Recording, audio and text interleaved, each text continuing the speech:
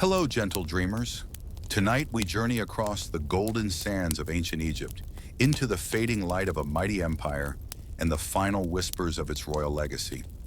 This is the tale of a queen who challenged the world with her brilliance, elegance, and unyielding spirit. A woman whose name still resonates through the ages.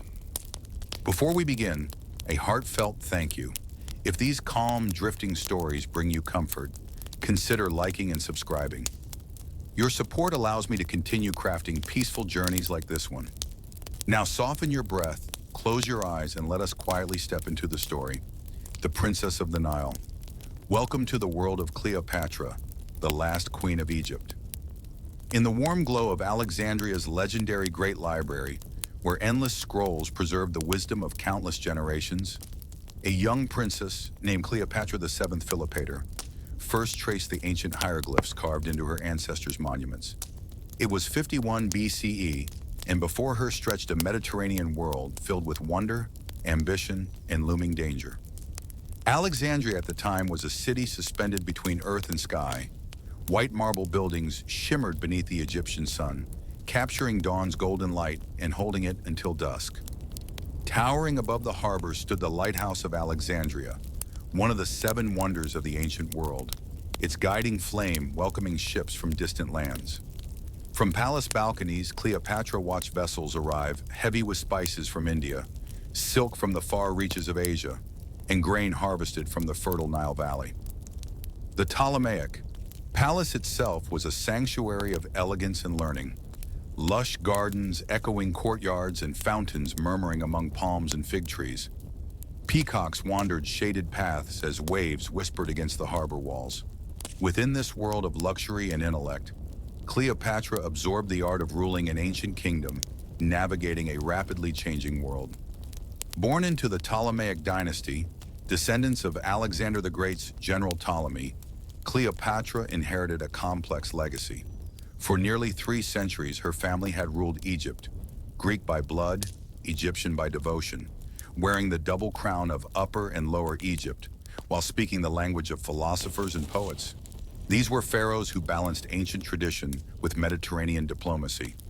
Cleopatra's education began early, guided by scholars from the Great Library itself. She mastered mathematics, astronomy, philosophy, and rhetoric, speaking Greek with royal elegance, while developing a rare and powerful command of the Egyptian language. Something few of her predecessors had valued. This choice would later set her apart as a ruler who truly connected with her people. A prodigy of language, Cleopatra astonished her tutors. By the age of 12, she spoke Greek, Egyptian, Latin, Hebrew, Arabic, and the tongues of the southern kingdoms. Her memory was remarkable. She could recite Homer with ease and debate Aristotelian logic with seasoned philosophers. Astronomy fascinated her, essential knowledge in a land where the stars foretold the Nile's life-giving floods. Yet it was statecraft where Cleopatra truly excelled. Her father, Ptolemy XII, recognized her brilliance and invited her into councils with ambassadors and officials. She learned to listen, to read between words, and to understand the quiet currents of power shaping every negotiation. Cleopatra discovered that intelligence, combined with grace and charm, could move nations more effectively than armies. Egypt itself was a land of striking contrasts. Along the Nile, farmers followed rituals unchanged for millennia, planting after the floodwaters receded and celebrating harvests that fed not only Egypt, but much of the Mediterranean world. Meanwhile, Alexandria thrived as a global center of knowledge. Scholars from across the ancient world gathered in its libraries, advancing mathematics, astronomy, medicine, and philosophy in ways that would shape human thought for centuries. But beneath Alexandria's brilliance, political tensions grew. Rome's power was rising, and Egypt's wealth, its grain, gold, and strategic position, made it a prize Rome eagerly coveted. Cleopatra studied history carefully, learning how intelligence and influence could be wielded in a world dominated by men and empires. In quiet evenings, she wandered palace gardens or walked along the harbor's edge, listening to the sea and watching the lighthouse beam sweep across the water. In those moments, she likely sensed the weight of destiny approaching, though she could not yet know that her life would soon intertwine with Rome's greatest figures, or that her name would echo through history for more than 2,000 years. At 18, Cleopatra ascended the throne alongside her younger brother, Ptolemy XIII. Following royal tradition, brilliant, ambitious, and determined, she was ready. When she placed the double crown upon her head, ancient rituals bound her to the gods, declaring her the living embodiment of Isis on earth. Yet this coronation marked more than tradition. It marked the beginning of a reign unlike any before it. Rome's shadow loomed large, and Cleopatra's ability to navigate its politics would determine not only her fate, but Egypt's survival as an independent kingdom. Faced with internal divisions, Roman pressure, and rising unrest, Cleopatra ruled not with force alone, but with insight, empathy, and strategy. Fluent in her people's language and customs, she inspired loyalty across cultural lines. When rebellion flared in Upper Egypt, she chose diplomacy over violence, traveling south herself to understand the unrest, defying expectations of what a pharaoh should be. Thus began one of history's most fascinating reigns. The ancient land of the pharaohs had found a ruler worthy of its legacy, a queen whose intelligence, courage, and ambition would challenge the greatest empire the world had ever known.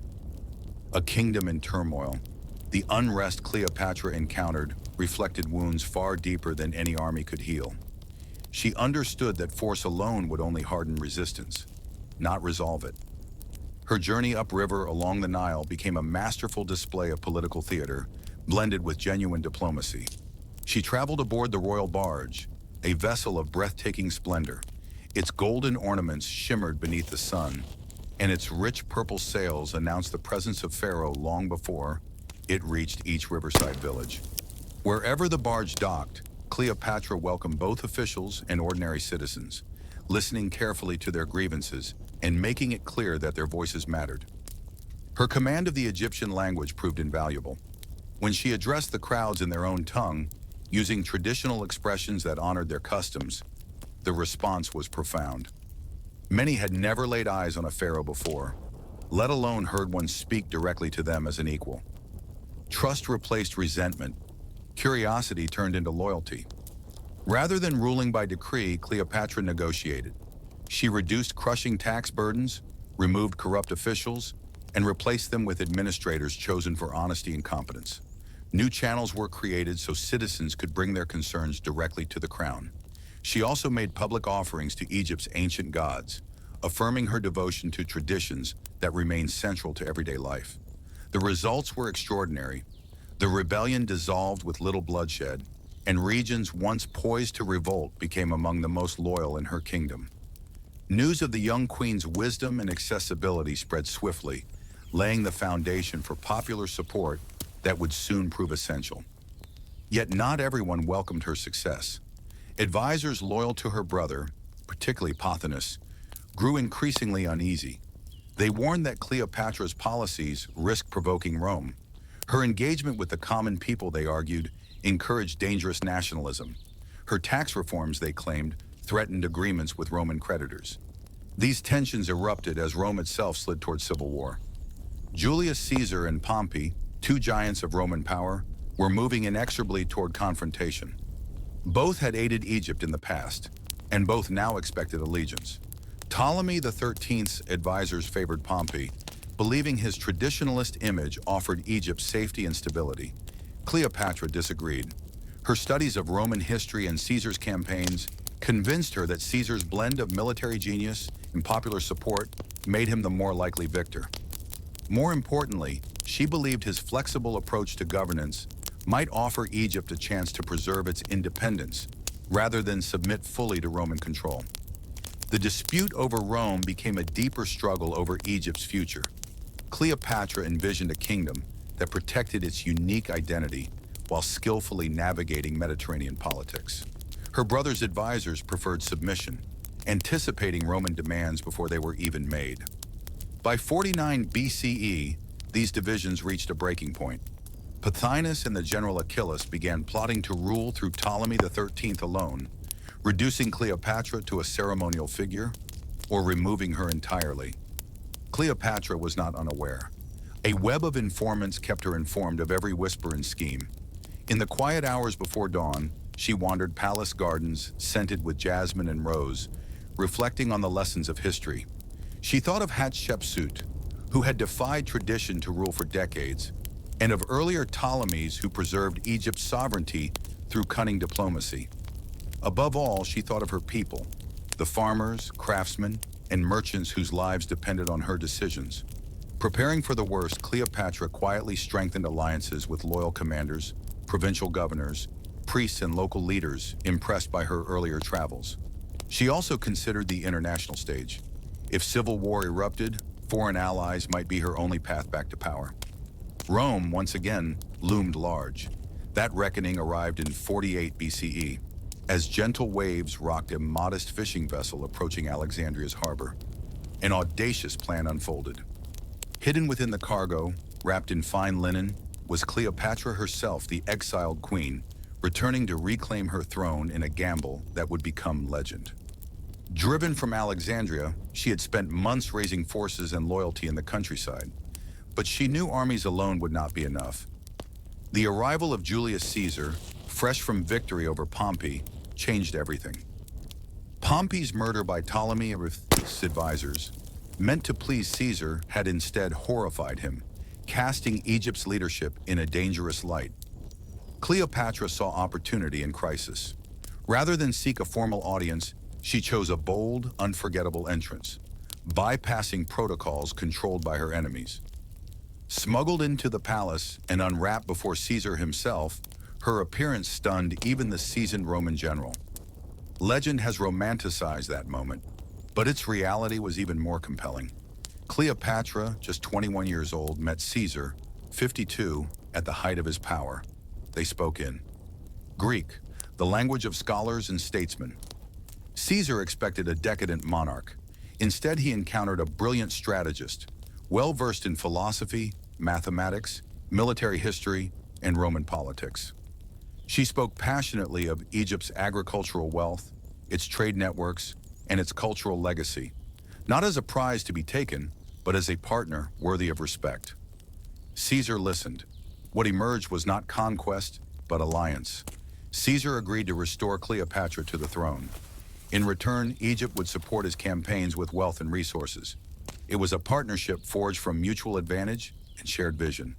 The conflict that followed was swift and decisive. Caesar's legions overwhelmed Ptolemy XIII's forces amid fierce fighting in Alexandria. During the chaos, parts of the Great Library were lost, a tragedy that still echoes through history. Ptolemy XIII perished, ending the dynastic war. Cleopatra was restored as pharaoh, nominally ruling alongside her younger brother Ptolemy XIV, though her authority was unquestioned. Egypt now had a ruler capable of navigating the perilous tides of empire. Her relationship with Caesar deepened alongside their alliance. He was captivated by her intellect and strength, by a woman who ruled not through ornament, but through insight and will. For Cleopatra, the bond was both personal and profoundly political. The last pharaoh of Egypt had survived her greatest trial, yet her story was only just beginning. Cleopatra and Caesar. Cleopatra's bond with Julius Caesar served purposes far greater than personal affection. Through him, she secured what Egypt needed most: protection, legitimacy, and the space to remain independent in a world dominated by Rome. Alliance with Rome's most powerful leader elevated her standing at home and abroad, while giving her a rare opportunity to influence Roman policy in ways that safeguarded Egypt's long-term interests. Their celebrated journey up the Nile in 47 BCE embodied both romance and realpolitik. Aboard the royal barge, transformed into a floating palace adorned with gold and precious stones, Cleopatra and Caesar traveled through the heart of Egypt. To her people, it was a powerful message. Their queen stood under the protection of Rome's greatest general. For Caesar, the journey revealed Egypt's immense agricultural wealth and explained why the kingdom was indispensable to Roman stability. That same year, the birth of Caesarion added a new dimension to their alliance. Though Caesar never formally named the child his heir, the boy symbolized a potential dynastic bridge between Egypt and Rome. For Cleopatra, motherhood strengthened her authority among Egyptians, for whom fertility and continuity were sacred virtues in a ruler. Caesar's extended stay in Alexandria, unusual for a Roman commander burdened with responsibilities elsewhere, spoke volumes. It signaled the importance he placed on Egypt and on Cleopatra herself. Together, they pursued reforms that strengthened administration, restored order, and revitalized prosperity. With Caesar's backing, Cleopatra consolidated her rule. Former rivals pledged loyalty, and the priesthood celebrated the return of divine favor embodied in a queen supported by Rome's might. When Caesar departed later that year, Egypt was more stable than it had been in decades. Cleopatra had reclaimed her throne, secured independence, and emerged as a serious force in Mediterranean politics. The breathing room afforded by the alliance allowed her to focus inward, reforming agriculture, expanding infrastructure, and restoring Egypt's role as a center of learning and culture. Under her guidance, irrigation projects expanded cultivation along the Nile. Royal granaries ensured food security. New crops diversified production, while workshops in Alexandria produced luxury goods prized across the Roman world. Papyrus, Egypt's signature export, reached new heights of quality under royal oversight. Trade flourished as Alexandria's harbor expanded into a bustling hub linking Rome with Arabia, India, and East Africa. Cleopatra personally engaged with merchants and envoys, negotiating in multiple languages and shaping commerce with remarkable sophistication. The treasury swelled, debts were managed, and Egypt's reliance on Roman creditors gradually diminished. Education and culture thrived. The Great Library of Alexandria, damaged during earlier conflict, was rebuilt and expanded. Scholars from across the Mediterranean were welcomed, transforming the Museum of Alexandria into a beacon of scientific innovation. Advances in mathematics, astronomy, medicine, and engineering flourished under her patronage, while new schools spread learning beyond the capital. Religious life prospered as well. Cleopatra honored both Egyptian and Greek traditions, restoring temples and participating in sacred ceremonies that reinforced her legitimacy as pharaoh. These religious centers also strengthened local economies and governance, further stabilizing the kingdom. By 45 BCE, Egypt enjoyed unprecedented peace and prosperity. Cleopatra ruled confidently, raising her son within a court of learning and splendor, expanding the royal palace into a showcase of Egypt's wealth and artistry. Visitors from across the Mediterranean carried tales of Alexandria's brilliance back to their homelands. Yet beneath this golden age, Cleopatra remained vigilant. Rome's politics were volatile, and Caesar's fortunes were inseparable from Egypt's security. She maintained a web of informants and correspondence, preparing for any shift in power. That shift came abruptly in 44 BCE with Caesar's assassination. The news shook Alexandria. Caesar had been more than an ally. He was Egypt's shield and the father of her son. His death plunged Rome into chaos and left Egypt exposed. Rival factions scrambled for power, each threatening to redraw the political map of the Mediterranean. Cleopatra responded with calculated restraint. She strengthened defenses, secured finances, and refused to commit Egypt prematurely to any Roman faction. While others urged swift allegiance, she chose patience, watching, listening, preparing. As Rome fractured, she played for time. Requests for aid were acknowledged but delayed. Promises were made without entanglement. It was a delicate dance that kept Egypt out of Rome's wars while preserving future options. Her caution proved wise. As alliances shifted and new powers rose, Cleopatra quietly positioned Egypt to survive regardless of who emerged victorious. By 43 BCE, she had navigated a year of uncertainty without sacrificing stability or sovereignty. The young queen who once smuggled herself into Caesar's palace had become a master diplomat, measured, resilient, and strategic. And then, in 41 BCE, the stage was set once more. Along the river at Tarsus, crowds gathered to witness Cleopatra's arrival to meet Mark Antony, Rome's new master of the East. Once again, she would rely not on submission, but spectacle, intelligence, and authority. Arriving not as a supplicant, but as the rightful heir of Egypt's ancient kings. Queen of Egypt. No one could have foreseen that the brightest years of Cleopatra's reign were on the brink of a profound trial, one that would reshape the entire Mediterranean world. Egypt stood strong and prosperous under her rule, Stability had been restored, independence secured, and Cleopatra herself had emerged as one of the most capable and respected rulers of her age. Yet the calm she had so carefully cultivated was fragile. The trials ahead would demand every measure of her intelligence, courage, and diplomatic mastery. Still, the success of these peaceful years proved that she possessed the strength to face whatever fate might deliver. On the morning of March 15th, 44 BCE, Rome awoke beneath clear skies, its machinery of empire grinding forward as usual. Nearly 1,000 miles away in Alexandria, Cleopatra was immersed in the rhythms of governance, receiving provincial reports, negotiating trade agreements, and presiding over the affairs of her kingdom. Neither she nor anyone else in Egypt could have imagined that before the sun set, an act of violence would alter the course of history and place her throne in grave peril. News of Julius Caesar's assassination reached Alexandria days later, aboard a Roman merchant vessel.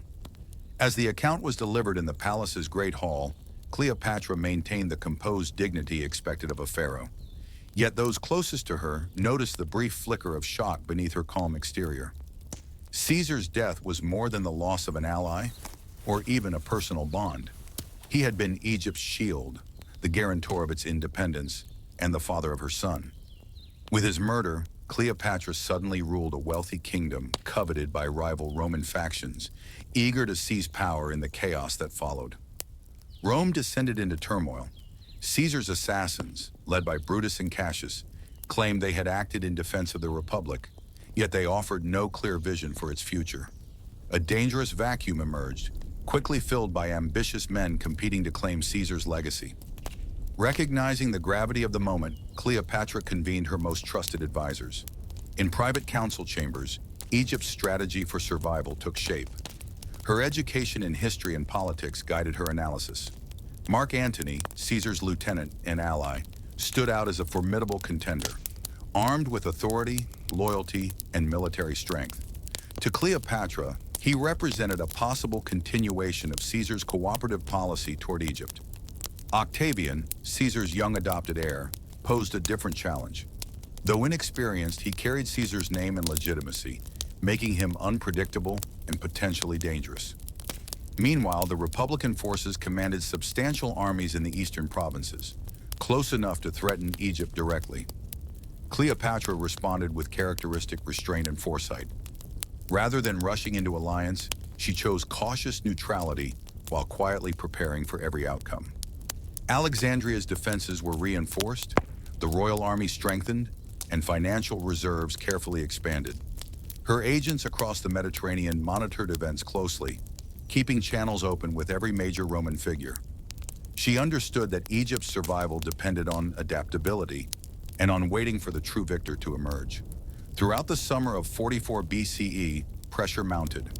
Advisors urged her to declare allegiance, some favoring Antony, others advocating support for Octavian. Cleopatra resisted. A premature commitment could prove disastrous, yet total inaction risked appearing hostile. Complicating matters was Caesarion, whose existence was both an opportunity and a threat. To some Romans, he represented Caesar's true heir. To others, a danger to be eliminated. Cleopatra took extraordinary measures to protect her son, while considering how his presence might serve Egypt's future. The first direct test came in the autumn, when Cassius, commanding a powerful army in Syria, demanded Egyptian support. Cleopatra's reply was a masterclass in diplomacy. She expressed willingness to assist, but cited logistical delays, administrative obligations, and harvest demands. The result was calculated ambiguity. Egypt neither defied Cassius nor tied its fate to his cause. Time was gained, options preserved. Her strategy proved wise. By late 44 BCE, Antony and Octavian had united forces, later joined by Lepidus, forming what would become the Second Triumvirate. The balance of power shifted decisively. Cleopatra continued her careful delays while discreetly signaling Egypt's readiness to cooperate with legitimate authority. At home, she reinforced stability through public works, religious ceremonies, and visible displays of strength and continuity. By the start of 43 BCE, Egypt had weathered nearly a year of crisis without sacrificing sovereignty. Cleopatra had shown once again that patience could be as powerful as action. The young queen who once smuggled herself into Caesar's presence had matured into a stateswoman of remarkable discipline and foresight. In 41 BCE, as the late afternoon sun cast long shadows across the river at Tarsus, crowds gathered for an event destined for legend. Cleopatra, Queen of Egypt, was approaching by water to meet Mark Antony, now the dominant Roman power in the eastern Mediterranean. The years since Caesar's death had validated her strategy. The Republican forces were crushed at Philippi, Rome divided between Antony in the east and Octavian in the west. Antony's summons was expected, but its tone suggested condescension rather than equality. Cleopatra's response was unmistakable. She would not arrive as a supplicant. She would come as the rightful heir of the pharaohs and of Alexander the Great. Weeks of preparation followed, all designed to ensure that from the very first moment, the balance of power and respect would be unmistakably clear. Love and power. At the heart of Cleopatra's carefully orchestrated appearance was a powerful layer of symbolism. Venus, whom the Julian family claimed as their divine ancestor, formed a sacred bridge between Cleopatra's godlike image and the enduring legacy of Julius Caesar. Every element of the queen's presentation was meticulously chosen to reinforce this connection. She appeared draped in the finest silks, dyed in luminous hues that shimmered as the light shifted around her. Her jewelry bore the ancient emblems of Egyptian sovereignty, the cobra and the vulture, fashioned in gold and precious stones by master artisans of the kingdom. Her makeup and hairstyle followed sacred Egyptian traditions, accentuating her eyes and lending her an ethereal, almost sculpted presence. Even the royal barge itself became a living tableau. Handsome youths dressed as cupids waved fans of peacock feathers, stirring cool, perfumed air, while women adorned as sea nymphs sang hymns and played soft music, befitting the goddess Cleopatra embodied. The entire spectacle was designed to project divine magnificence, an unmistakable declaration of prestige before a single word of diplomacy was spoken. As the golden barge glided toward Tarsus, it achieved precisely the effect Cleopatra intended. The crowds lining the riverbanks had never witnessed such splendor, such a fusion of wealth, artistry, and royal theater. Word spread rapidly through the city that the Egyptian queen's arrival eclipsed all memory of past pageantry. Drawn by curiosity and awe, more and more spectators rushed to the waterfront to glimpse the woman capable of commanding such breathtaking resources. Mark Antony, conducting official business in the city forum, initially received reports of the approaching vessel with irritation, perhaps viewing it as an attempt to overshadow his authority. But as fuller descriptions reached him, annoyance gave way to fascination. Compelled by curiosity, he made his way to the harbor. What Antony saw surpassed anything he had known. Though well-traveled and familiar with the luxuries of Eastern courts, he was unprepared for the sheer audacity of Cleopatra's display. The seamless blend of religious symbolism, artistic refinement, and theatrical brilliance. It was not merely a show of Egypt's immense wealth, but a revelation of its cultural sophistication and the queen's formidable intelligence. When Cleopatra finally stepped ashore, she did so with the same mastery of drama that had defined her entire arrival. Carried in a litter that echoed the mythic imagery of her river journey, she was surrounded by attendants who sustained the illusion that a goddess had descended among mortals. The crowd responded with reverent awe, transforming what should have been a diplomatic meeting into something resembling a sacred festival. Their first private meeting took place in a pavilion near the harbor, away from the spectacle. There, stripped of ceremony, Cleopatra and Antony assessed one another as equals. Both were seasoned political minds, acutely aware of the power of first impressions, and both found reason for satisfaction. To Antony, Cleopatra was far more than a client ruler seeking Roman favor. She was a rare fusion of beauty, intellect, and authority, a potential partner whose wealth and influence could rival Rome's own ambitions in the East. For Cleopatra, the meeting represented an opportunity long in preparation since Caesar's death. Antony's military prestige and political reach offered Egypt the protection it required to preserve its independence. His appreciation for culture and luxury suggested a leader more willing than most Romans to treat Egypt as an equal rather than a conquered province. Over days of discussion in Tarsus, common interests emerged. Antony needed Egypt's financial strength to sustain his campaigns. Cleopatra needed Rome's backing to safeguard her kingdom. Both recognized Octavian as a mutual threat. Their personal chemistry was unmistakable. Antony was captivated by Cleopatra's wit and insight, while she valued his directness and respect. Unlike many Romans, he regarded her not with condescension, but as a fellow sovereign. By the time their meetings concluded, the foundation of a powerful alliance had been laid. Egypt would support Antony's ambitions. Rome would guarantee Egypt's security. More than that, a genuine bond had formed, one that promised endurance. The legendary meeting at Tarsus marked the beginning of one of history's most consequential partnerships, defined by intelligence, spectacle, and mutual respect. That winter, Alexandria entered a rare season of calm as Cleopatra and Antony settled into their new alliance.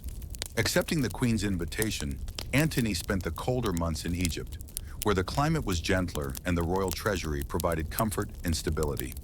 Their collaboration revealed not only deep mutual attraction, but a striking alignment of interests. Antony found in Cleopatra a brilliant advisor. Cleopatra found in him a partner who valued her as an equal. Alexandria's palace became the heart of their shared court, a place where Roman political customs merged with ancient Egyptian traditions. Diplomatic banquets doubled as strategic theaters of power, none more famous than the legendary feast where Cleopatra was said to dissolve a priceless pearl in vinegar, a gesture symbolizing Egypt's boundless wealth. Whether legend or truth, the story captured her approach to diplomacy. Every act calculated to command respect. Together they explored the city and its wonders, the great library, the bustling harbor, the fertile Nile Delta. Cleopatra used these moments to reveal Egypt's true strength, its agricultural abundance, manufacturing excellence, and vast trade networks. Antony was deeply impressed, recognizing Egypt not as a resource to be exploited, but as a sophisticated civilization capable of shaping Rome's future through partnership. When political turmoil erupted in Rome in 40 BCE, Cleopatra's response demonstrated remarkable maturity. Rather than restraining Antony, she supported him fully, offering resources and loyalty without conditions. Her steadfastness deepened Antony's trust as he departed to confront the crisis. Secure in the knowledge that his greatest ally understood both power and patience.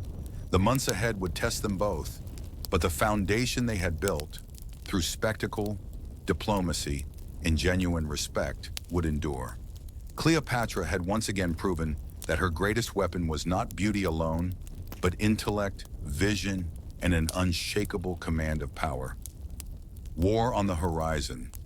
Cleopatra chose restraint over reaction, maintaining a dignified silence while quietly fortifying Egypt's position and preparing for every possible outcome. She understood that intervening too early in Rome's internal struggles could weaken rather than strengthen her cause. Instead, her strategy was to let Egypt's continued prosperity, stability, and strategic importance speak for itself. The birth of twins to Cleopatra and Antony in 40 BCE added a deeply personal dimension to their alliance. Alexander Helios and Cleopatra Selene, named for the sun and moon, symbolized not only the continuation of the Ptolemaic dynasty, but also a living bridge between Egypt and Rome. Their arrival bound their parents together in ways that transcended political calculation, raising the stakes of their partnership and intertwining their personal futures with the fate of empires. During Antony's prolonged absence from the Eastern Mediterranean, Cleopatra proved beyond doubt that she was fully capable of ruling on her own. She managed diplomatic relations with neighboring kingdoms, oversaw Egypt's internal administration, and sustained the economic and cultural policies that had brought her kingdom renewed strength. Her effective governance without Roman oversight demonstrated that she was far more than a proxy for Roman power. She was a sovereign ruler of rare competence. At the same time, Cleopatra strengthened Egypt's military readiness. Aware that future challenges might demand decisive action, she expanded and modernized the royal army, enlarged the navy with faster and more formidable ships, and reinforced the kingdom's defenses to meet contemporary threats. When Antony returned east in 37 BCE, he found Egypt stronger, wealthier, and more secure than ever, a testament to Cleopatra's leadership and vision. Their reunion in Antioch marked a turning point. It ushered in a new phase of their relationship, one defined by deeper personal bonds and more structured political cooperation. The agreements forged there formally confirmed Egypt as Rome's principal ally in the Eastern Mediterranean and recognized Cleopatra's authority over her kingdom and key neighboring territories. Their partnership was further cemented through a marriage ceremony conducted according to Egyptian tradition. Though not valid under Roman law, the union carried immense symbolic weight, affirming Antony's commitment and honoring Egypt's ancient customs amid lavish royal ceremony. Together, Cleopatra and Antony formed one of antiquity's most powerful alliances, uniting Egypt's immense wealth and cultural sophistication with Rome's military might and political authority in the East. What made their partnership exceptional, however, was not power alone, but the genuine respect and affection they shared, as well as their aligned ambitions for shaping the Mediterranean world. By the summer of 32 BCE, calm waters lapped against Alexandria's harbor, even as urgent debates filled the palace halls. After more than 8 years as partners in both love and governance, Cleopatra and Antony stood on the brink of their greatest challenge. The final reckoning with Octavian loomed like an unavoidable storm. Though their alliance had brought stability and prosperity to the eastern provinces, it alarmed many in Rome. Octavian skillfully exploited these fears, portraying the partnership as a threat to Roman values and independence. His propaganda depicted Antony as a once great Roman, corrupted by Eastern luxury and enslaved by a foreign queen. Cleopatra, wealthy, powerful, and claiming divine ancestry, was cast as the embodiment of everything Rome feared from the East. Cleopatra and Antony countered with their own campaign, emphasizing their legitimate authority, their successful governance, and their commitment to Rome's stability. They pointed to Octavian's youth, limited military experience, and authoritarian tendencies, arguing that he, not they, posed the true danger to the Republic. Cleopatra's role in this ideological battle was uniquely complex. As a foreign monarch and the mother of Julius Caesar's son, she embodied both continuity and controversy. Her supporters highlighted her intelligence, education, and proven leadership, while her enemies used her wealth, divine imagery, and foreign identity to fuel Roman anxieties. As words gave way to war preparations, the scale of the coming conflict became clear. Antony commanded a vast coalition of Roman legions and allied forces, including substantial Egyptian contributions. Cleopatra's support extended far beyond financing. Egyptian ships formed a core part of the fleet. Egyptian craftsmen supplied weapons and equipment, and Egyptian administrators helped manage the immense logistical demands of war. Cleopatra herself played an active role in strategic planning, drawing on her deep understanding of geography, politics, and naval warfare. Throughout the winter of 33 to 32 BCE, preparations intensified. Antony established headquarters at Ephesus, coordinating allied forces while remaining in constant contact with Cleopatra. She traveled frequently to join strategy councils, her voice now central to military and political decision-making. Roman officers came to respect her insight, recognizing her as a trusted advisor rather than a ceremonial ally.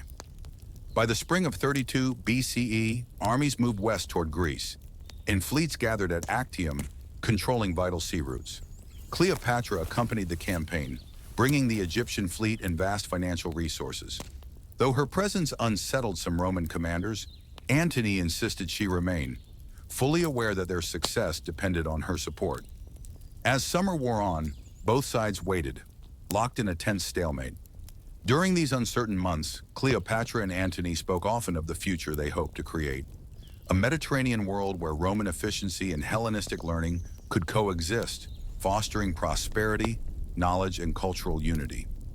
Their children, Alexander Helios, Cleopatra Selene, and young Ptolemy Philadelphus, embodied that vision, strengthening their resolve to prevail.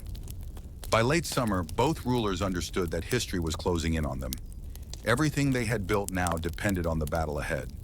On the calm morning of September 2nd, 31 BCE, the waters near Actium lay deceptively peaceful as two of the greatest fleets in history prepared to clash. From the stern of her flagship, Cleopatra watched the sunrise, clad in the traditional armor of a pharaoh, its gold gleaming in the early light. Before the day ended, a single decision would alter the fate of empires. As the first missiles flew and the winds carried the scent of destiny across the sea, Cleopatra faced a choice that would define her legacy and determine whether Egypt would endure as a sovereign kingdom or fade into history as a province of Rome. Cleopatra, the seventh Philopator's life, marked the final, dramatic chapter in the long history of ancient Egypt as an independent civilization.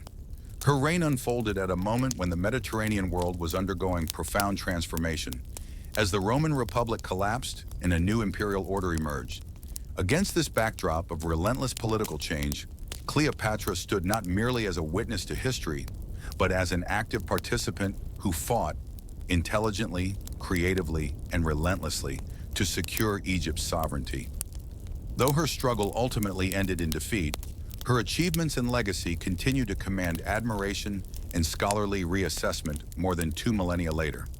Cleopatra inherited a kingdom that was wealthy but dangerously exposed. Egypt's fertile Nile Valley made it the breadbasket of the Mediterranean, yet its riches also made it a coveted prize for Rome's ambitious leaders. Internally weakened by dynastic conflicts and externally pressured by Roman intervention, Egypt stood at the edge of absorption into a growing empire. Cleopatra's genius lay in her recognition of these realities. Rather than resisting Rome outright, an approach doomed to failure, she sought to navigate its power structures through diplomacy, alliance, and calculated personal relationships. In doing so, she demonstrated a sophisticated understanding of realpolitik that few rulers of her era could match. One of Cleopatra's most remarkable qualities was her intellectual breadth. Educated in Alexandria, the greatest center of learning in the ancient world, she mastered philosophy, rhetoric, economics, science, and history. Her command of multiple languages allowed her to communicate directly with diverse peoples, eliminating the need for intermediaries and reinforcing her authority. Unlike many rulers who relied solely on inherited power, Cleopatra ruled with knowledge and competence. She understood that effective governance required more than royal lineage. It demanded practical skill, adaptability, and cultural fluency. As a ruler, Cleopatra proved herself capable and energetic. She stabilized Egypt's economy, reformed administrative systems, expanded trade networks, and invested in infrastructure. Agriculture flourished under her guidance, ensuring food security and strengthening Egypt's strategic importance. She patronized learning and culture, restoring Alexandria's institutions, and reinforcing Egypt's reputation as a center of scholarship. These achievements are often overshadowed by accounts of her personal relationships, yet they form the foundation of her legitimacy and popularity among her subjects. Cleopatra's relationships with Julius Caesar and Mark Antony have long dominated popular narratives, often framed through a lens of romance and seduction. However, a closer examination reveals that these alliances were fundamentally political. Caesar and Antony were not merely lovers, they were Rome's most powerful men, and Cleopatra recognized that Egypt's survival depended on securing their support. Her partnership with Caesar restored her throne and preserved Egypt's independence at a critical moment. Her alliance with Antony created a formidable power block in the eastern Mediterranean, one that rivaled Octavian's authority and briefly reshaped the balance of power in the Roman world. Yet Cleopatra's greatest strength, her ability to operate within Roman politics, also exposed her to its most dangerous forces. Roman society was deeply suspicious of foreign influence, particularly when embodied by a powerful woman who claimed divine status and ruled an ancient kingdom older than Rome itself. Octavian exploited these anxieties with ruthless efficiency. Through propaganda, he transformed a Roman civil war into a moral crusade against an Eastern queen, portraying Cleopatra as a corrupting force who threatened Roman values. This narrative, though politically effective, obscured the reality of Cleopatra's role as a sovereign ruler defending her state against imperial expansion. The defeat at Actium and the subsequent fall of Alexandria marked the end not only of Cleopatra's reign, but of an entire era. With her death in 30 BCE, Egypt ceased to exist as an independent kingdom and became a Roman province, governed directly by Augustus. The ancient civilization that had endured for thousands of years was absorbed into a new imperial order. Cleopatra's suicide, whether by asp bite or poison, was a final assertion of agency, a refusal to be paraded as a trophy in a Roman triumph. In choosing death, she preserved her dignity and ensured that her story would not end in humiliation. Cleopatra's legacy, however, extends far beyond the circumstances of her death. She became a symbol through which later generations explored themes of power, gender, empire, and resistance. Roman historians, writing under Augustus's influence, portrayed her as manipulative, immoral, and dangerous, a caricature that served imperial propaganda. These portrayals dominated Western historical memory for centuries, shaping literature, art, and popular culture. Modern scholarship has challenged these narratives, offering a more nuanced and accurate understanding of Cleopatra's life and reign. Historians now recognize her as a skilled stateswoman who governed effectively under extraordinary pressure. Rather than a femme fatale who ensnared Roman men, Cleopatra emerges as a ruler who negotiated alliances in a male-dominated political world that left her few alternatives.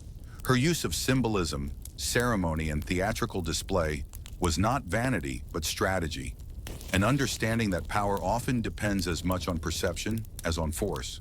Cleopatra's story also invites reflection on the broader dynamics of empire. Her struggle illustrates how smaller states attempt to survive alongside expanding imperial powers, using diplomacy, economic leverage, and cultural influence to delay conquest. Though Egypt ultimately fell, Cleopatra succeeded in preserving its independence longer than might have been expected. Her reign bought Egypt valuable time and allowed it to enter the Roman world not as a chaotic conquest, but as a prosperous and organized province whose wealth would shape imperial policy for generations. As a woman in power, Cleopatra remains a figure of exceptional significance. She ruled in a world overwhelmingly dominated by men, yet commanded respect from generals, senators, priests, and scholars. Her authority was not accidental or purely symbolic. It was earned through intelligence, decisiveness, and political skill. Cleopatra's life challenges simplistic assumptions about female leadership in the ancient world and demonstrates that women, even within restrictive societies, could wield immense influence. In the end, Cleopatra's greatest achievement may lie not in victory, but in resistance. She confronted the most powerful political force of her age and refused to submit quietly. Her life represents the tension between autonomy and empire, tradition and transformation, individual agency and historical inevitability. Though Rome prevailed, Cleopatra ensured that Egypt's final ruler would not be forgotten or diminished. Cleopatra VII was the last pharaoh, but she was also far more than the end of a dynasty. She was a bridge between civilizations, a ruler who embodied both ancient Egyptian tradition and Hellenistic intellectualism, and a political leader whose actions shaped the course of Mediterranean history. Her legacy endures not because of myth alone, but because her life reveals enduring truths about power, ambition, and the human desire to shape one's destiny, even in the face of overwhelming odds.